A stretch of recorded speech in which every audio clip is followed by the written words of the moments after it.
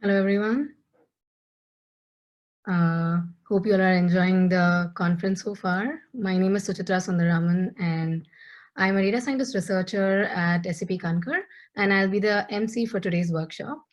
And I'm so excited to introduce you all to Kate Hertweck. She is a bioinformatics trainer at the Fred Hutchinson Cancer Research Center, and she will be presenting this workshop on more than code, professional assets and data science careers. So giving it to Kate now.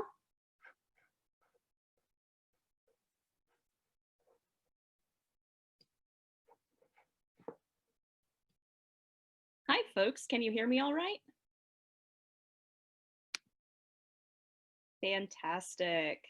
I am excited to be here today.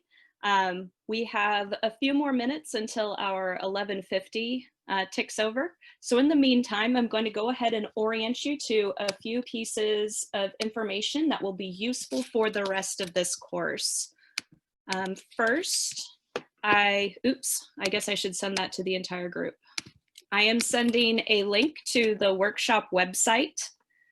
This is a GitHub repository where you'll be able to access my slides and other things that I reference here today. I'll also have that posted on all of the slides that I'll be showing. I also want to point you towards Lauren Wolf. They are my co-host here today and are happy to answer any questions in the chat if I am not able to get to them. Okay, hang tight for just a few minutes longer and then we'll go ahead and get started.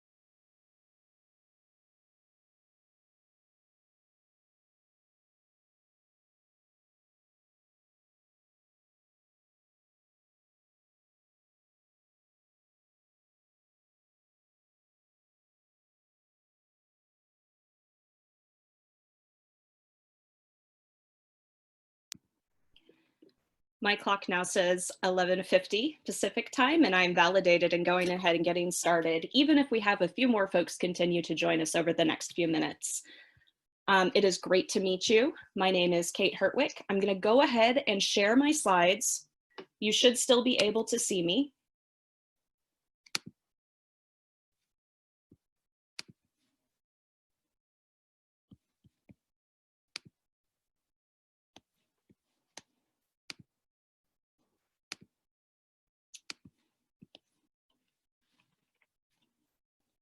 All right, if someone could give me a note in the chat saying that you can see my slides all right, that would be fantastic.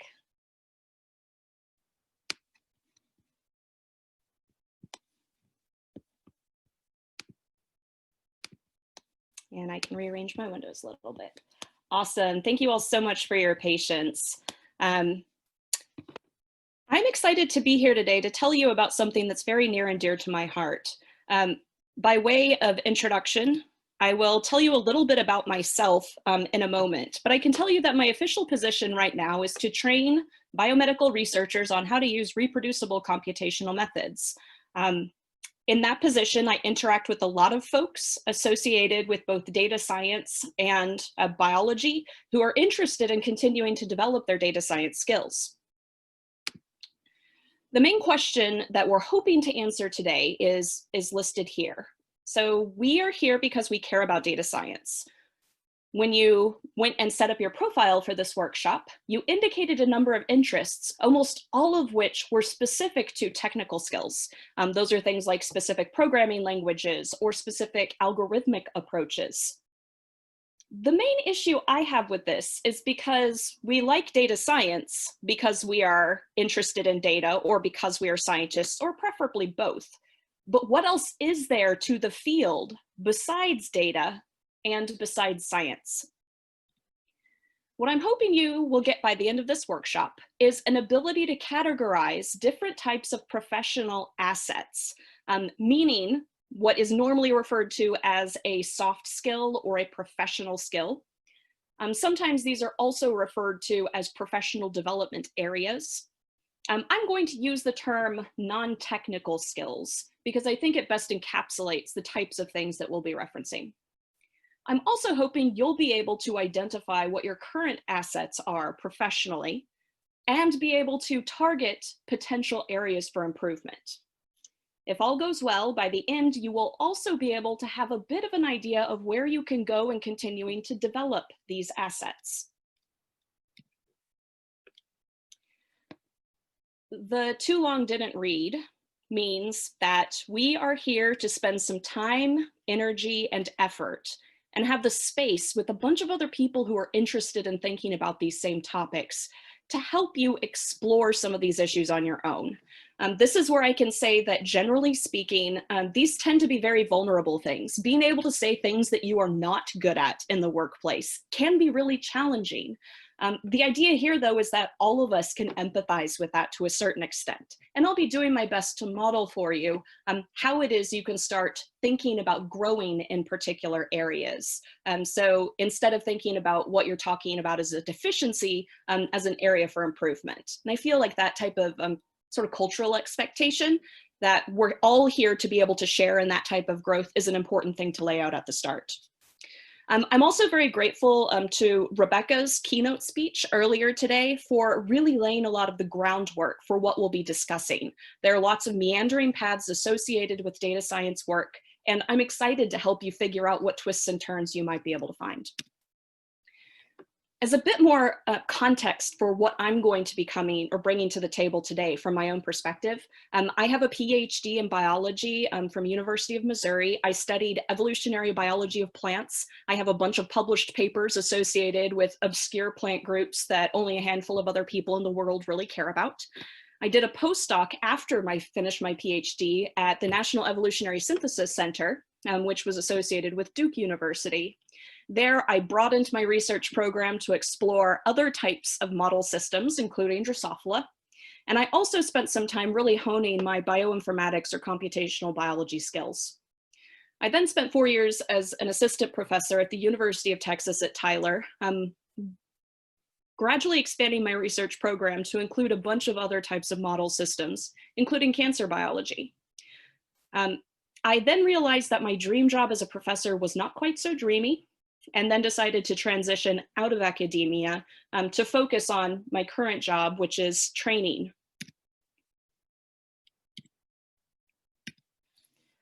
My slides, okay.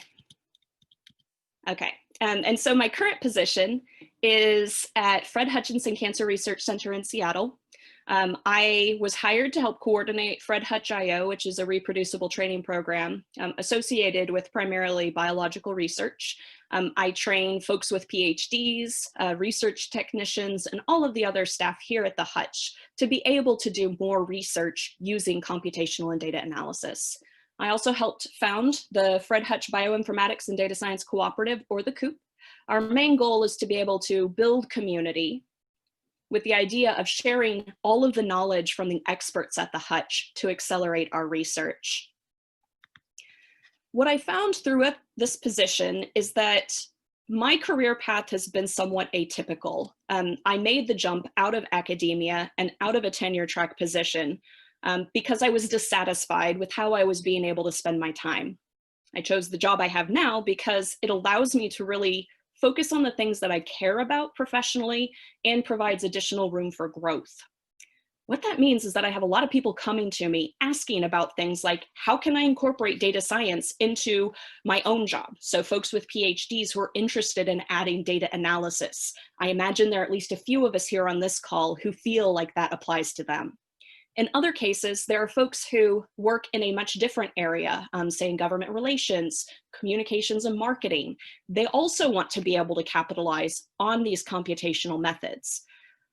And so what I've been helping a lot of people do in my position is figure out what it is they bring to the table in terms of their professional skills and assets, and how they can combine that together with very technical data science skills. I feel like we tend to be able to know how to develop data science technical skills, but fitting that together with the rest of what we do as employees can be a lot more difficult. And so I found this diagram in classic meme style that I think does a pretty good job of highlighting for us what the problem is. So what my friends think I do, what my family thinks I do, and what society thinks I do tend to vary along a spectrum of incredibly cryptic to probably magic. What we actually do as data scientists involves managing data, building figures, writing code to be able to accomplish those tasks. I'd like to add to this particular diagram, though, a few additions. First, we also spend time including descriptions of our results in conjunction with that code. So we spend time communicating what it is we're finding. It's a little picture of a Jupyter notebook to help us think about what that process looks like.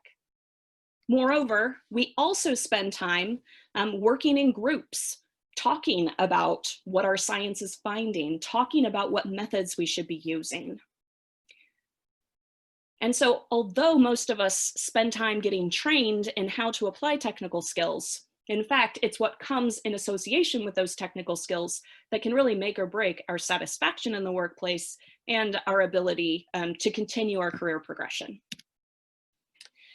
So as we start to think about this realm of non-technical professional skills, I've included a few prompts here. You can generally think of different types of communication and abilities to communicate. I've included here verbal and written communication. That relates to how it is we work with other people. And so then other pieces like leadership or teamwork or conflict resolution are built in. You may think about assets like the ability to organize, especially disparate information, sometimes related to strategic thinking. You can think about additional, mostly technical skills that may or may not be part of your expertise as a data scientist, but visually designing things, UI, UX. And then thinking about the diverse array of things that you're able to do and your ability to react to things in the workplace to be able to fulfill needs. So adaptability and versatility.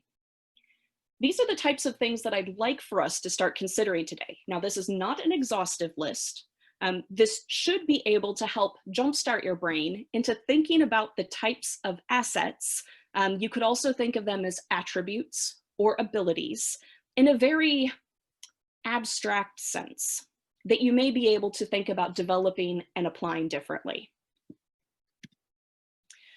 I'm going to get started with an example of something that was very clear in my life. I spent years in high school and college doing competitive speech and debate.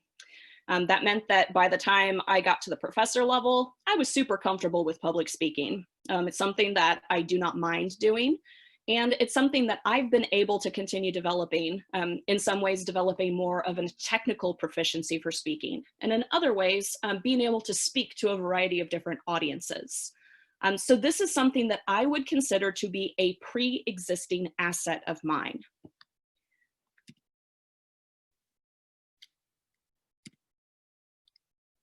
My slides are just a little bit sticky here, so bear with me as I've probably, okay. And so the first breakout session that we're going to do is to think about your 3 biggest professional assets currently that are not technical data science skills. I've told you about my example of public speaking. I would classify that as something that I enjoy doing. You may also think about things that you're really passionate about doing. What do you feel compelled to do as an employee? And again, this relates really nicely to the context that Rebecca provided earlier about finding things that you need to do, that you enjoy doing, or that you're passionate about. What we're going to do now, I'm going to give you a few minutes to think about this on your own. So jot down a quick list of the 3 things that you consider your biggest assets. They can be some like I showed earlier. They can be related to your current experiences in your workplace, or they can be related to things that you previously did that may be able to relate to your workplace. I'm going to assign you all to breakout groups. It looks like we have enough participants that I will assign rooms that have 5 or 6 people in them. In case somebody has connectivity issues, you'll still have a couple of other folks to talk about. I'd like for you to share those 3 professional assets you currently possess. I'll give you about 5 minutes in your breakout room. And then what I'd like for you to do is head over to Socrative. This is a website that allows me to collect feedback from a group. If you go to socrative.com, you'll be able to log in as a student. And then you should enter room name, PAW5AYW, and that's listed here. You might want to go ahead and get that browser window open right now.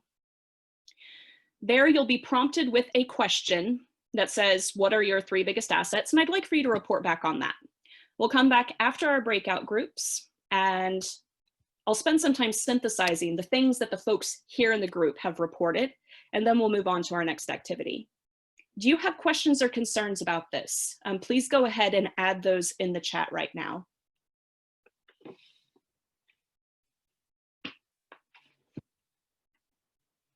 Fantastic, thank you so much. For those of you who may have joined a bit late, there is a workshop website listed at the bottom of my slide here. If Lauren could post that, or someone else could post that into the chat, that would be fantastic. Awesome, thank you, Lauren. You do not have to have a Socrative account. Keep that page open. I may have to start the chat before you can get in, but you're not going to enter your reporting back until you discuss with your rooms anyway. Okay? You will be able to communicate with me in your breakout rooms if you have any problems.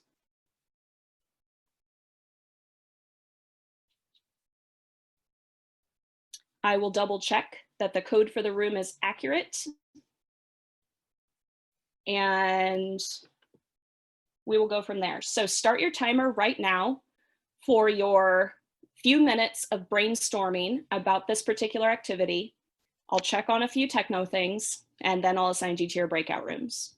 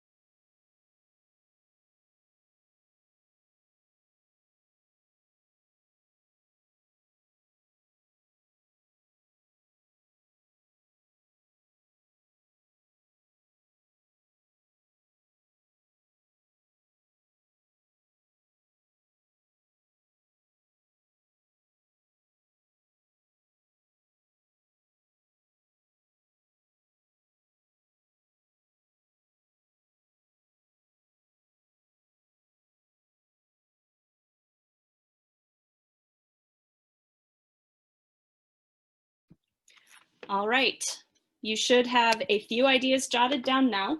I'm going to send you to your breakout rooms, and y'all release the question in Socrative after you've been speaking in your group for a few minutes. Again, feel free to drop me a question via the Zoom chat if you have a problem or concern.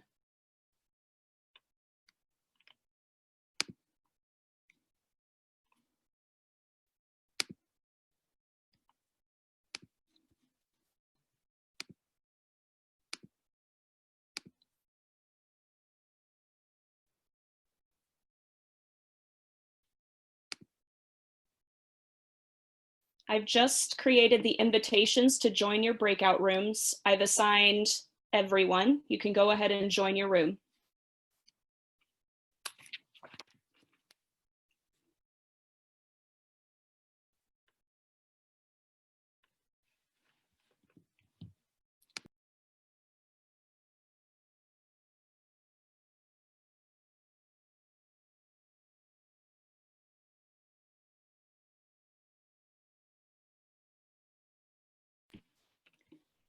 You all should have received an invitation to join the breakout room. If you cannot find that, you might want to move your windows around a little bit and you'll be able to see the pop-up window. Again, feel free to drop me a question in the chat if you are having any issues with that.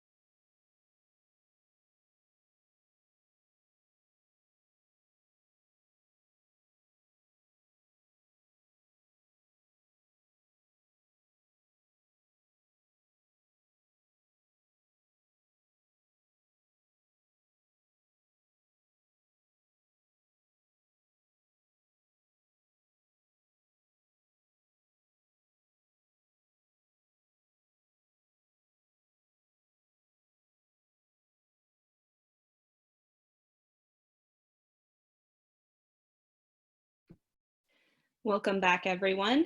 I hope you had a chance to chat with other folks in your group.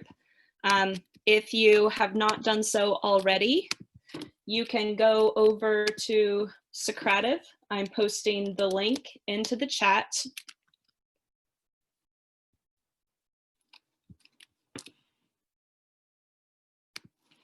And if you need the room code, I have corrected that in my slides, which I'll be showing, and it is available there in the chat. And thank you for your patience in dealing with my apparent inability to copy and paste things. The reason why I feel like it's worth spending our time in breakout groups in this particular workshop is because, one, you need to find out that you're not alone in maybe having a little bit of trouble figuring out how this particular process works. If you have spent a lot of time doing coding, data analysis and things like that, we're used to dealing with things that are quantitative and that are easily assigned into categories in some cases. These professional skills tend to be much squishier. So I'd like to go ahead and report back on a few of the things that you all have reported back in the Socrative quiz. It sounds like some of you have reported the ability to apply creative thinking. I'm really gratified to see how often that applies. I feel like we need more of that in data science. Some of you are referencing written communication, talking about communicating science, some verbal communication, organization, problem decomposition, figuring out the problem and finding the solution. This is really useful for me, and I'm hoping that you all will have an opportunity to think about the types of things that other folks in your groups reported on as a way of figuring out where to go with our next activity. I'm going to go ahead and do a screen share again so we can move on and start thinking about our next step.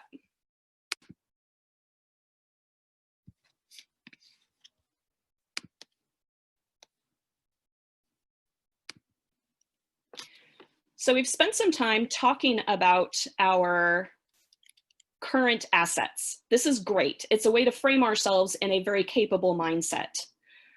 What I'd like to think about now is transferring that a little bit. Some of you included in your responses the specific types of things that your job does that allows you to express that asset. We're going to continue thinking about that, about how it is that an asset like written communication or verbal communication can continue supporting you in your job. And so again, framing you on this idea of what do you enjoy doing? And that can be something very practical, like I enjoy talking with other people in groups at meetings to figure out solutions. Or it can be something on the abstract side, which is more the assets or skill, which is I enjoy working in small groups to build a consensus. Okay, so thinking about what you enjoy doing, or now what you would like to continue doing into the future. Okay, so we've started with where we are right now in our existing assets, and we're going to transition into more forward-thinking ideas. I'm going back to my example about public speaking and map that public speaking framework onto some of the things that I do in my job now that it really helps me. So public speaking helps me teach classes. It helps me lead meetings, and it lets me serve on panels and moderate panel discussions. And these are all things that I really enjoy doing. The key here is that public speaking is a small component of each of those. There are other skills that go along with it. And so the next thing that we're going to think about are 3 non-technical skills or attributes you are most interested in developing. Now, one way you could think about this is thinking about transferring your existing assets to professional settings and figuring out what else you need to be able to do to make that asset really work for you. And so in my case, I enjoy public speaking, which suits me very well when I am teaching, but an additional asset associated with teaching is being able to understand the mindset of the participants in my class and developing an appropriate culture for learning. And so that could be an area that I would want to improve. You could also think about this in terms of developing new skills. So maybe you have experience with data visualization, but you'd really like to be able to develop that into a more formal ability to design interfaces. So spend just a moment thinking about what particular type of asset you would like to develop. Then I'm going to send you into your breakout rooms again so you can discuss back. And then you will come back and share, after I open the next question in Socrative, what these 3 areas you're most interested in involve. As always, feel free to put any questions into the chat and I will do my best to continue answering those.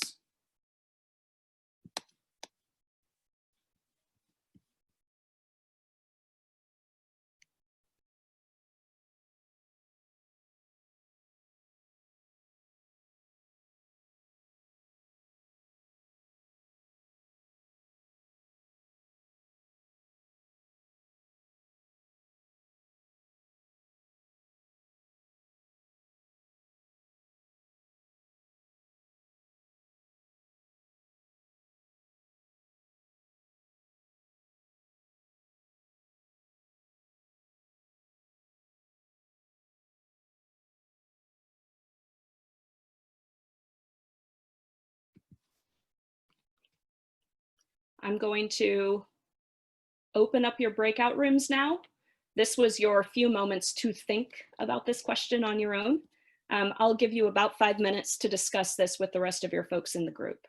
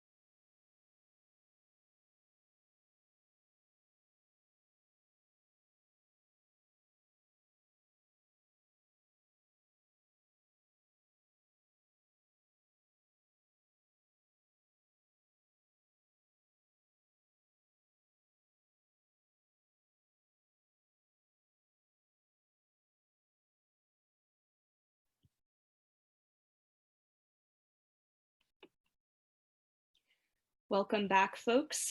Please go ahead and enter your main areas for improvement into Socrative. I'll go ahead and start summarizing some of the responses.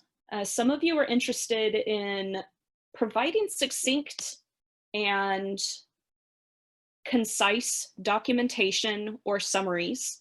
And so that's, again, partially communication skills, partially related to your ability to integrate across different types of thinking. A lot on project management, which I completely feel. I really, really feel that.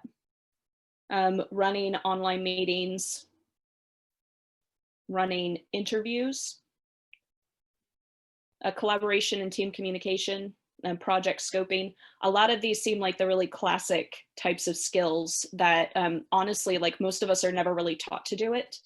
If we are taught to do it, something like project management may be really difficult to apply to data science. So typical software development does not always necessarily translate one-to-one to data analysis. These are fantastic areas for improvement. And thank you so much for sharing all of these as well. I hope that this has helped you start to identify and make a little clearer in your mind what exactly it is that particular strategy might be for you. And I hope that you find other resources here at this conference to be able to help you meet that. In fact, that is our next area to think about. So how are we going to develop these assets to be able to integrate them into the way that we work? So a few things that I'd like to help you think about. So what are the small steps that you can take towards reaching this goal? So for example, thinking about improving your verbal communication skills, communicating some of these topics in a more concise type of way. Okay, some of the small steps that you could take are identifying particular projects that you're working on right now and figuring out, actually doing the work to sit there and say, if I'm going to do a good job at summarizing this for a non-technical audience, sit down and write the paragraph and do it. Then think about taking that and running it by someone, running it by folks on Twitter, running it by some of your friends who are not technical, and seeing whether or not it makes sense. It seems like something that you shouldn't have to do. And I think that's the really hard part about developing these non-technical skills. They seem like things that either come naturally to you and are innate, or they're things that you just throw up your hands and say, well, I can't really do that. I don't believe that. I believe that everyone can develop skills that improve their ability to communicate and to work with other people. And so we can start thinking about other groups that might allow you to pursue these small steps. This is the point where I am also going to try to leave my, I'm going to leave that screen for a moment and head over to the workshop website. So if Lauren, if you could post the link to this GitHub repository in there as well. If you're not familiar with GitHub, that's all right. This is a set of documents that are written in a text formatting language that should allow you to be able to access different pieces of information. So underneath quick links, there is a link to additional resources. So this is a list of things that I have used personally, or things that other people have indicated were very useful to them, associated with some of these different types of skills that you may be interested in developing. And so I've roughly categorized these according to communication, leadership, and then basic concepts. There are a few tools listed under concepts that may also help, like developing an individual development plan, identifying mentors, as some of you have mentioned before in Socrative. And so that list of resources is available to you. If you are comfortable doing so, you are also welcome to go ahead and file an issue. If you stumble across something that seems like it would really be useful and you're familiar with GitHub, please file an issue and let me know. I'm happy to add that to our list of resources. I'm going to provide an example from my own experience about ways that I capitalized on existing groups to be able to help me develop skills. So when I was an assistant professor, I applied to leadership programs that my university was offering, and for whatever reason, they didn't pick me to join in. It irritated me. Most of the other folks who got in were, of course, like old white dudes. So I knew that I had to find some other way to be able to develop some leadership skills. My method happened to be the nonprofit organization, the Carpentries. This is a teaching community that helps all different types of folks, from humanities to science to libraries, be able to develop technical skills. I came in and started working with the mentoring subcommittee in that group. Eventually, I started taking some leadership in that subcommittee. Within another year, I was elected to the community governance, the steering committee associated with it. And it was through this group that I really began to develop some of the key skills that serve me well today. So being able to manage small group discussions, thinking about strategic goals, and being able to work with really difficult conversations and build consensus among people who may not actually want to. So this was a fantastic opportunity for me. It's something that I volunteered to do. It gave back to me professionally. This is not a pitch for the Carpentries, although they are a fantastic organization, and I highly recommend you take a look at the work that they do, carpentries.org. There are plenty of other examples of groups that you can continue to interact with. And so our last breakout group will be on developing your skills. How will you start to develop them? And so some things you may think about are opportunities in your current role. So at your current job, are there things that you could do? It's amazing, some work cultures are sort of allergic to volunteering to do things or volunteering to cross-train or work with someone else. It's worth asking if that's a possibility for you. If you aren't comfortable with that, or if that's not something that your particular group would be amenable to, I recommend you take a look at meetups. This data circles, the Data Circles group is an amazing group that has lots of opportunities to be able to network. If you volunteer to step up and help lead, there may be opportunities for that. Volunteering to lead a community within Data Circles to help read a book, that's a fantastic opportunity as well. Looking at the open source community for ways to continue developing collaboration skills is fantastic. And there are tons of nonprofits that would allow you to be able to exercise some of your communication skills. So Girls Who Code, for example, is a great group if you want to learn about verbal communication to non-technical audiences. PyDate is another fantastic group. Our Ladies and the Use Our group both have leaders that work at Fred Hutch with me, and I know they would be delighted to have folks show up and ask how they could help out. So of course, we're not going to solve all of your problems associated with professional development here in the next 15 minutes. But what I'd like for you to do is go into your breakout groups one more time. If you have ended up leaving the chat and rejoining, I know that can be problematic, and so I'm trying to catch everyone who doesn't make it to a breakout room. And again, thanks for bearing with me through this grand experiment of a large-scale workshop, kind of on the fly. And I hope that you're able to start to share some of these great resources. The chat has fantastic responses in here. And so ask some other folks, what could they recommend you do? What have they tried? I'll go ahead and open up the breakout room. And if I can find where my breakout room window went, it appears to be hiding. And I'll give you another 5 minutes or so to be able to assess how you can continue developing your skills. My breakout room button has really vanished this time. There we go. So let's go ahead and open up all the rooms. I am reassigning some of you after I open the breakout rooms. This is a very cryptic series of manipulations that you all have gone through. I didn't even know that this could happen in breakout rooms. Sorry, Emma, you're in a room all your own. I'll try to move you someplace else. Okay.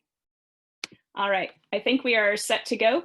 I'll give you about 5 minutes in here. I'll open up the next Socratic questions so you can report back to me, and we will do a quick summary before wrapping at 12:50.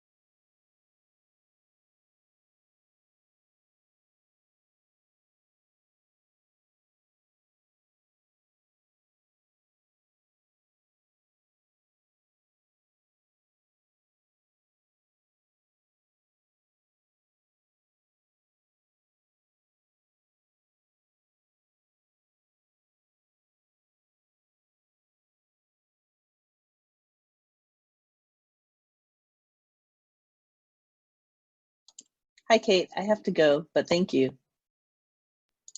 Sure, thank you so much for coming. I hope you have a fantastic rest of the conference.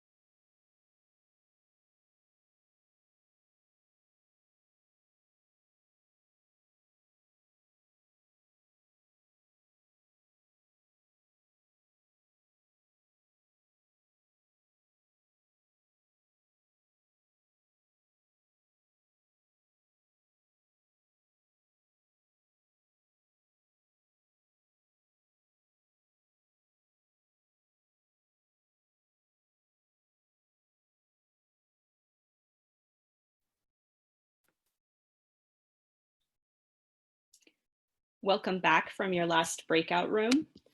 I will share my slides one last time.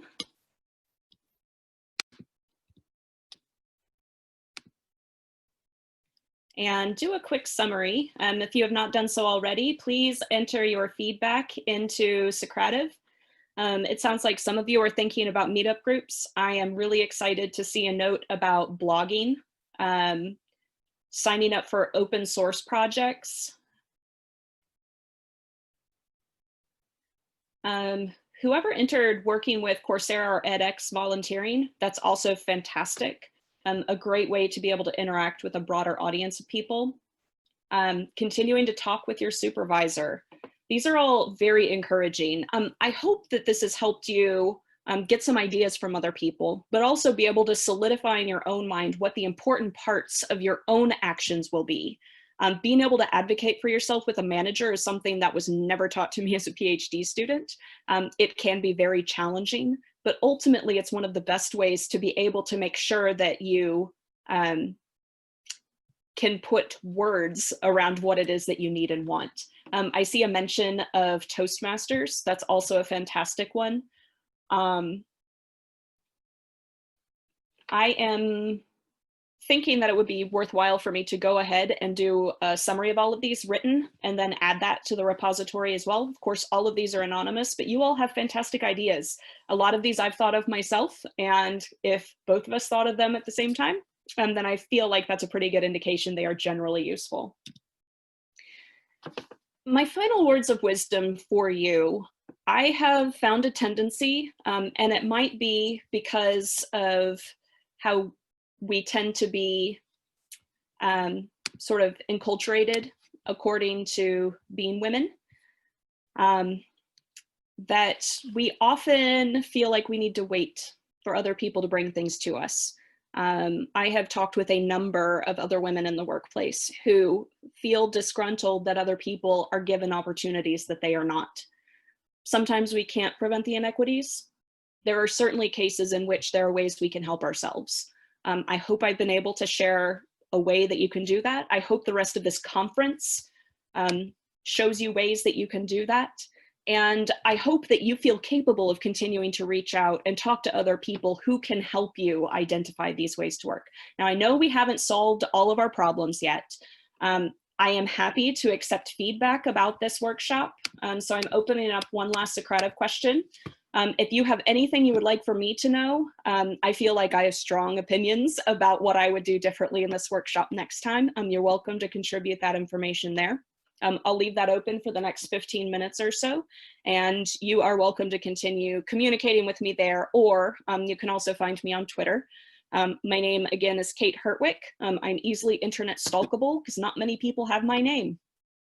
It's been fantastic spending the last hour or so with all of you. I hope that you find the rest of this conference useful. I hope that you meet some fantastic folks, and I hope to hear back from some of you that the ways that you've thought about planning come to fruition.